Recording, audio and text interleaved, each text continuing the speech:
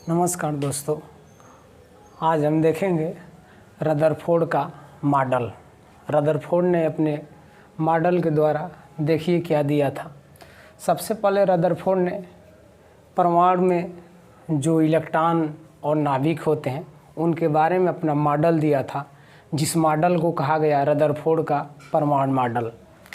देखिए रदरफोर्ड का परमाणु मॉडल में क्या है। परमाणु मॉडल देखिए, रदरफोर्ड के परमाणु मॉडल में क्या है। जो परमाणु होता है, परमाणु का जो इकाई इलेक्ट्रॉन होता है, परमाणु का जो इकाई होता है क्या होता है, एंगस्ट्रॉम होता है। और जो नाभिक की इकाई होती है वो फर्मी में नापा जाता है। तो परमाणु जो रदरफोर्ड ने अपने परमाणु के मॉडल में यह दिया कि परमाणु जो होते हैं, परमाणु जो होते हैं उसके जो केंद्रक होते हैं, केंद्रक नहीं, जो नाभिक होते हैं, नाभिक क्या होते हैं, पूर्ण रूप से क्या होते हैं, धनावेशित होते हैं। जो नाभिक क्या होते हैं, पूर्ण रूप से क्या होते हैं, धनावेशित होते हैं। और जो उनके बाहर का भाग होता है वह ऋणावेशित होते हैं या उसमें इलेक्ट्रॉन रहते हैं।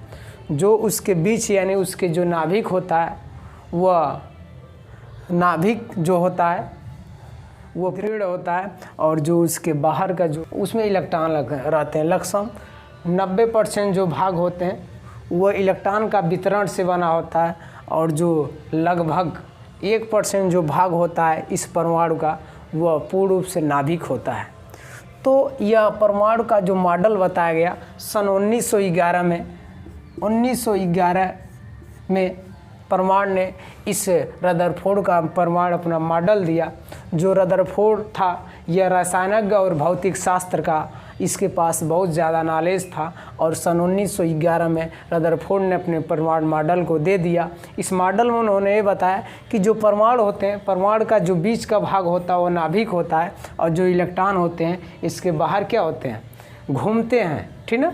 या उसके जो इलेक्ट्रॉन होते हैं इसके बाहर होते हैं। यह रदरफोर्ड का परमाणु मॉडल था। और परमाणु मॉडल के शोध किया, और शोध में उन्होंने एक अल्फा कण लिया और अल्फा कण को इस रदरफोर्ड पर यह सोचा कि इस पर बमबारी कराया जाए।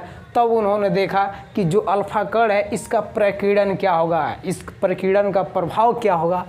तो इसको परमाणु मॉडल न देकर उस मॉडल को कहा गया रदरफोर्ड का नाभिकीय मॉडल।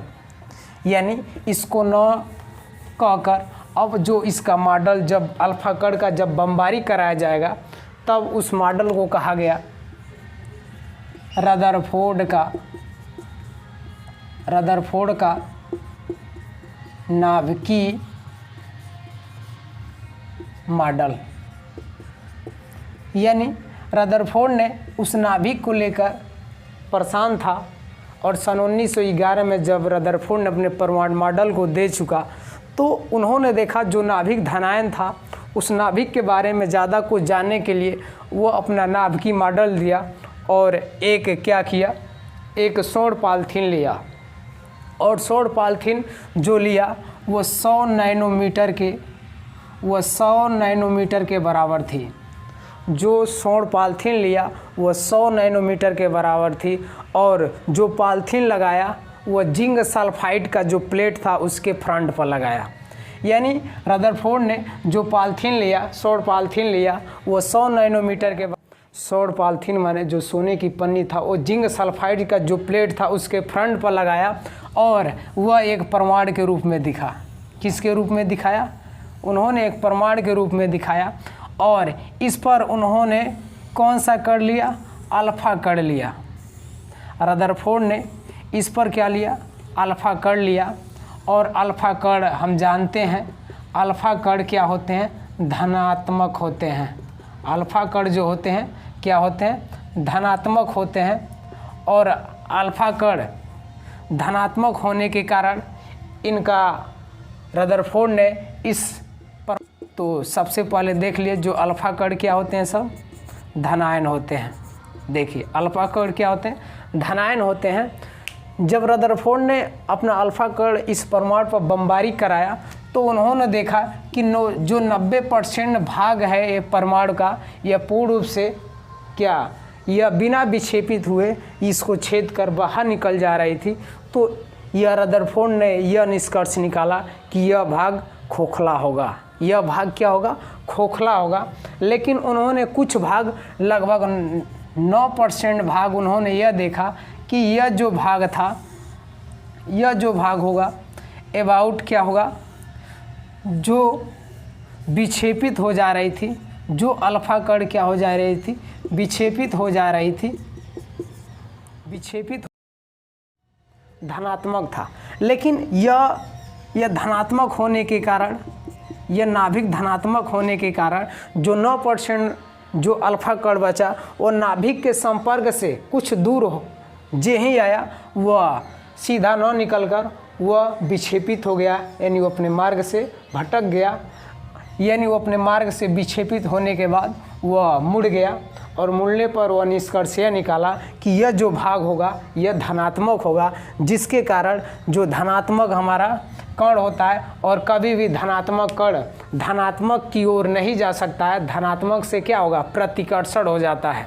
कोई भी धनात्मक कण धनात्मक कण की ओर नहीं जाएगा, क्योंकि वो दोनों धन होते हैं, और जब दो धन होंगे तो क्या होंगे, वह जो यहाँ पर जो भाग था यह धनात्मक था, इसी कारण क्या हो गया, प्रतिकर्षण हो गया। और यह बताया कि यह भाग द्रव्यमान होगा, नहीं तो धनात्मक % जो कण था वह यानी विक्षेपित हो गया, यानी अपने रास्ते से मुड़ गया। कुछ भाग उन्होंने देखा कि रदरफोर्ड ने देखा कि कुछ किरण, लगभग 1% जो किरण बचा, लगभग कुछ मतलब 1% जो कण बचा, जिस मार्ग से गया उसी मार्ग से वापस चला आया। उन्होंने यह निष्कर्ष निकाला कि यह भाग क्या होगा, ठोस होगा, दृढ़ ठोस हो सकता है, नहीं तो यह क्या होगा, यह भाग नाभिक होगा।